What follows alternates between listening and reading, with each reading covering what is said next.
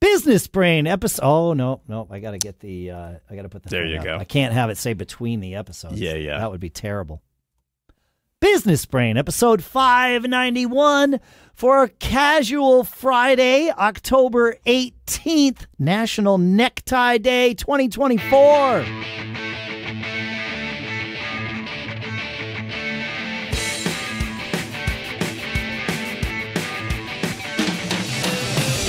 Greetings, folks, and welcome to Business Brain, the show where we take some ideas, we dissect them, we compress them, we expand them, we analyze them, we use them to tune our business brains every single time we get together.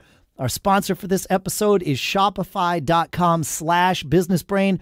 That's where you can go to sign up for a $1 per month trial and upgrade your selling today. We'll talk more about that in a little bit.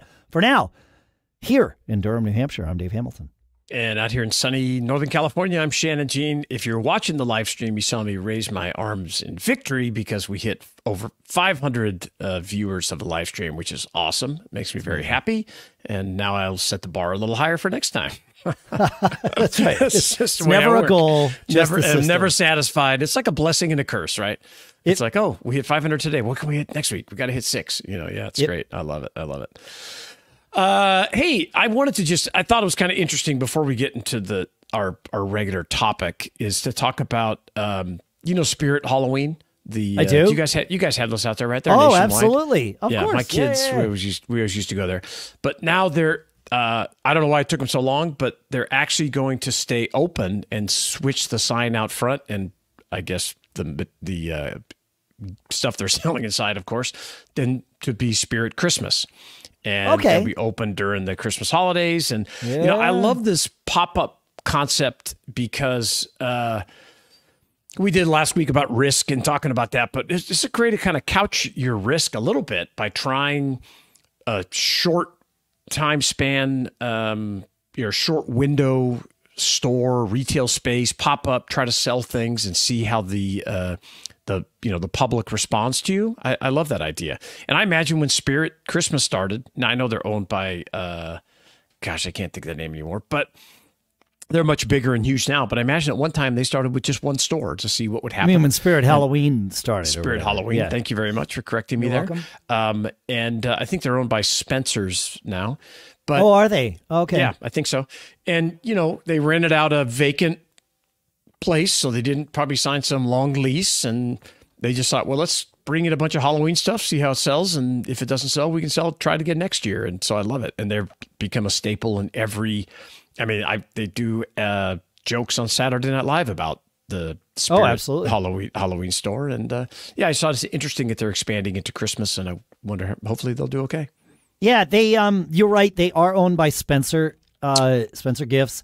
They are opening 10 Spirit Christmas stores. So they're doing an experiment. There you go. The first one opens the same day this episode was released on October 18th in Mays Landing, New Jersey. That will be the flagship one. So. And it sounds like then they're not opening them in the same store. They're different. It says that the pop-up chain will be a mixture of some converted Spirit Halloween stores and new locations. And presumably, since they're doing this on October 18th, you wouldn't close the Spirit Halloween store on October in any day of the month of October. Yeah, that's cool. Yeah, so I love the concept, and that place kind of freaks me out. Some of the gory, nasty stuff they have in there, but it's wildly successful, and I couldn't keep my kids out of it. Over 1,500 stores this year in the U.S. and Canada. They opened Spirit Halloween. Yeah. I always remind people, all these huge companies, most of them were small businesses when they started. So it's true. Yeah, most of them were. Yeah, most of them were. That's awesome. Very cool. Your small business can start just today. In fact, even if it's already started, you can benefit by using our sponsor, Shopify. I have a business. It's a website that does like different things, and we have fans of the website that want merch. And so we tried different ways of selling merch and finally landed on Shopify. And boy, howdy, that's the place we're going to stay. Because it just works so well. We can sell anything to anyone, anywhere, right? Like And they have integrations with Printify. We're doing a lot of this with merch. And so we can integrate with Printify to use all of their vendors to make the merch. And then Shopify lets us sell it worldwide. And they just make it so easy. We don't even think about it anymore. The sales just come in. And I can't imagine a life without Shopify. I can, unfortunately, imagine a life before Shopify, because I remember those days. It wasn't that long ago. But you've used Shopify too, right, Shannon? I have a bunch of times. I love I became an entrepreneur to take control of my life, and Shopify allows you to really control your inventory. You own the customer, your inventory, you're distributing it. Spreading out on other marketplaces is great, but being ultimately in control of your own destiny is a really important part of the equation for success. Yeah, it's amazing. And you can upgrade your business and get the same checkout that we use with Shopify. And that's the sound that we hear every time a sale is made. Sign up for your $1 per month trial period at shopify.com/businessbrain, all lowercase. Go to shopify.com/businessbrain to upgrade your selling today. Shopify.com/businessbrain. We'll do that twice. And our thanks to Shopify for sponsoring this episode. Shannon, I was on X. Do you know about the X platform, Shannon? I know you never mentioned it on the show. Yeah, never. On this show, this episode? No, you mentioned it, I think. Oh, no, maybe not. No, I don't think so. That might have been the first. You forced me. Yep. So I found a post by Michael Girdley, who has a big following out there. And this was his 11 tells of successful people. Yeah. And I wanted to go through some, maybe all of these. Yeah. And just dissect them a little bit, which is something we haven't done for a while. The first tell on the list is very important and relevant for what we're doing as we're telling you about this. And that is clarity of speech. Can people speak succinctly and clearly? Do they choose words carefully? This is one of his tells of successful people. Yeah, I think it's also it's a thought process too, right? That allows you to put the right words together and focus. And when you're speaking to someone, you can tell that they've done the research, and they know what they're talking about, and not in a cocky way, but in just a clear, like he says, clear and concise. And they, like you always say, oh, that guy knows what he's talking about. Yeah. That kind of sounds like he knows what he's talking about. Yes, exactly. The one I thought was interesting, the next one was this, they're two marshmallow thinkers, which is, I guess, a Stanford experiment where you'd wait, but it's all about, are they willing to be patient for a big payoff? And, I tell this to everybody at my coaching clients. I say, hey, listen, this is a 12 to 18, 24-month process here. It's not going to happen overnight. You got to learn these systems. You need to go. I mean, we've been doing this show for 10 years. We didn't have a sponsor for the first 2 years, right? Yeah, probably, right? And I think about, new podcasters always ask me, how do you get sponsors? Like, well, you create great content, which then creates great audiences, which then leads sponsors to want to put, their name on your show. So spending the time, being patient, and understanding that all good things take time to build. Yep, I like it. The third one might be my favorite one on this list. Cheap cars. They don't spend much on a car relative to their net worth. I have watched the price of my automobiles go down as my net worth has gone up. That's cool. Yeah. Yeah. I've owned BMWs before. The only reason I bought a BMW was because I was pissed that Volvo ruined when Ford bought Volvo. They ruined the car that I liked, and that car I had bought because I did work for the sales manager of a Volvo dealership, so I got a house deal on that one. Nice. So I wound up kind of going up this ladder that I didn't ever intend to go up. And don't get me wrong, I drove two BMWs and loved them. And now we drive all Subarus in our house. And I love those vehicles. They are That's great. My Subaru Outback is my favorite car that I've ever owned. And That's like cool. I said, I owned 2 BMWs before that. So Subaru has a really loyal following. I mean, we're kind of similar. We always typically have one, quote, company car that's maybe a little nicer, maybe a little newer, but like our company car now is a Jeep Grand Cherokee, and then I drive a Dodge pickup truck, so it's super useful. They're tools. I love it. And, yes, I like some luxuries, but, the good news now is you can get luxuries, of course. The luxury features in cars that are not luxury vehicles. You got it. Yeah. Michael's next one is they're introspective by nature. Do they think about what went wrong and what they'd have done differently? Man, that's powerful. That's the post-mortem, right? I think we even did a show on, how to put together a post-mortem, and it's very true. Are you stopping to think? We always say mistakes are tuition. Right there. What mistakes or what are they teaching you? How do you adjust? The key is to get started and then learn from those mistakes as you go along. That's it.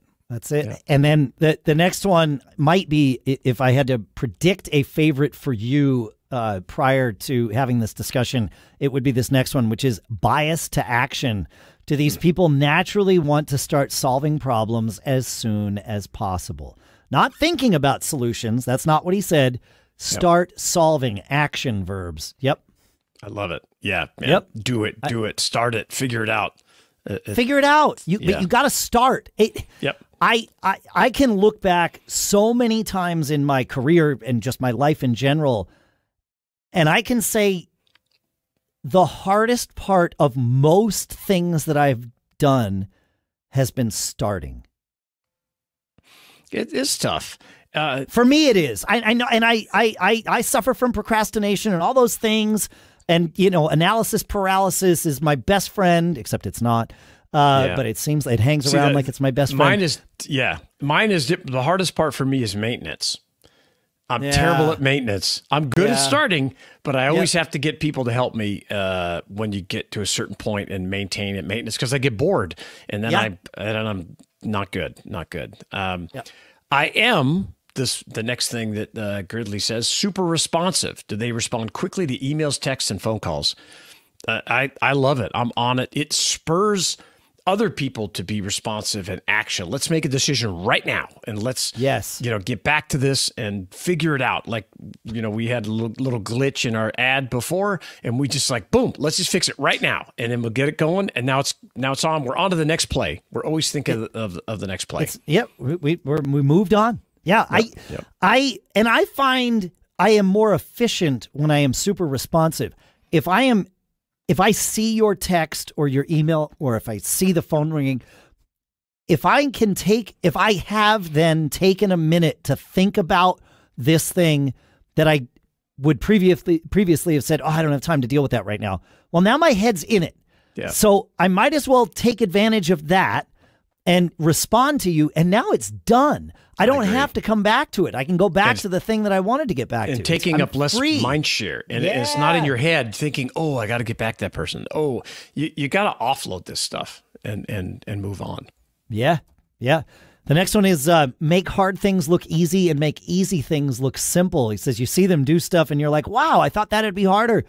I say that about myself. Wow, I thought that would be harder to do. I don't believe the perception that these things are difficult. Some things are, and you will be correct, but that's okay. Then you're correct. Yeah. Prove yourself wrong.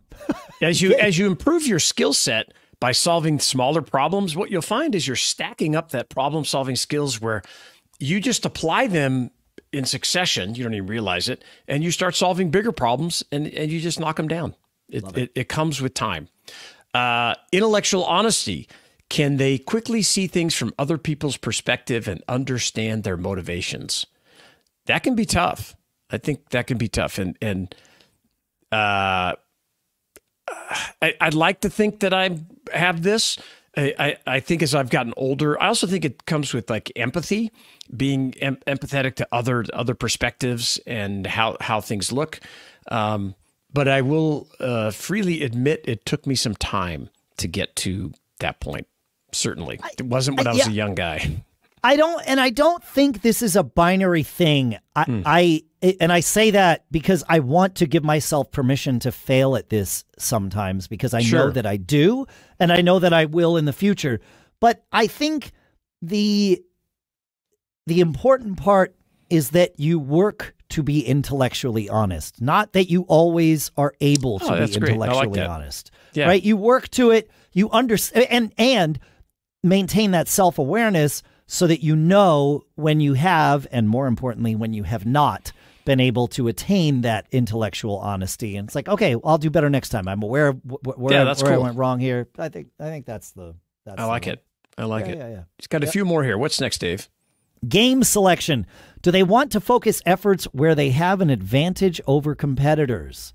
Yeah, I love that. Absolutely. Dude. What is your unfair advantage? We've done shows about this. It could be anything: finance, your warehouse space, your work ethic, your connections, who you know, some bit of expertise that you've got about the market. That's focus on what that unfair advantage is. What you have. Yeah. I love it. The number 10, but not last, want to be compensated for contribution. Do they want the upside aligned with their value to a cause? Man, we've done shows about like folks that want to be a partner, and the first thing they talk about is getting a salary. And we were like, wait, we've got to build this revenue stream first before anybody gets paid. Yeah, and can't pay you when there's nothing coming in. That's an employee. So you may need employees, certainly, but if you're going to be involved in building something, your upside has to be aligned with the upside of the thing you are creating, for sure. Yeah. That might be that. I said earlier that cheap cars might be my favorite one on the list. That one, want to be compensated for content. That's my favorite one because it's a perfect tell of whether if someone doesn't have this, it's like, oh, okay, wait a minute. I'm going to raise my hands again because we just hit 602 streamers. So that's going to be the new thing. That's my tell right there. New bar. Yeah. And what's the last one, Dave? Unfailing self-belief and optimism. Do they think they'll eventually win no matter how tough today might be? Dang, absolutely. That is it. You having that concept of, getting you are going to win. This is going to happen. You probably won't win in the exact method you think you are. If you do, tell us, because you're a unicorn. Yeah, but I actually think it's great to build in that flexibility of, I published a book by starting a software company, right? So, and it was a huge success, but the software company wasn't. The book was a success. The software company crashed and burned. But I learned so much and I created all this content that I was like, oh, well, now I've got content. It's not as hard to write a book as I thought. So, unfailing self-belief, man, that is, and taming your inner judge that is telling you it won't work. You keep focusing on that. You get to be the hero in your story, and you get to create it and live the way you want, for sure. That's my favorite. I have to bring up something because I knew you, and we talked privately as you were starting and attempting to make this software company work, and then eventually as it failed. And what I love is your story is correct, but you say that your software company crashed and burned. Now, that tells the story of, oh, I had this awful failure, and then I had this great book that came out of it. It's an exaggeration. I know that this is an exaggeration. It's hyperbole. But it's hyperbole. But, that's an important way. I think that's a good thing that you described this as, that crashed and burned. Yeah. I frame it, I also think that when I tell that story, you tell stories. If you just tell the wins all the time, that's cool. People like to hear that. But when you tell that, man, I've failed at, I started 10 companies, but I probably failed at 20. That connects you with people on a deeper level, because we've all failed and all have tried. And I want to be the hero in my story. I am. And so I get to make the rules and say that. And that's the story I want to tell when I sit around the campfire. I have lived my life in reverse by thinking of what story do I want to tell 20, 30 years ago? What is acceptable to tell and what is not? And overcoming failure is one of the biggest stories that I tell over and over and over again. Yep. No, sure. I love it. I just wanted to highlight that example for people because it's a great one. You can be very efficient about it and just say, yeah, we crashed and burned. And then this great thing came out of it. Yeah. Then move on. Yep. That's awesome. That's a great topic. I'm going to reach out to Michael and tell him we featured this on the show and break it down. He's a great guy, super inspirational, funny guy. One of his biggest businesses, fireworks. You may not have known that, but Alamo Fireworks is his baby, and they do like 90% of their business in 48 hours every year, or something like that. Yeah, that's awesome. That was fun. That was a great show. Yeah, fun stuff. Thanks for hanging out with us, folks. Feedback at businessbrain.show. If you've got any comments or thoughts on what we talked about here, or if you've got a story to tell, let us know. Maybe it's something you can come on the show. Maybe we'll tell it on the show. Maybe both. Have a great weekend and keep on living that charmed life.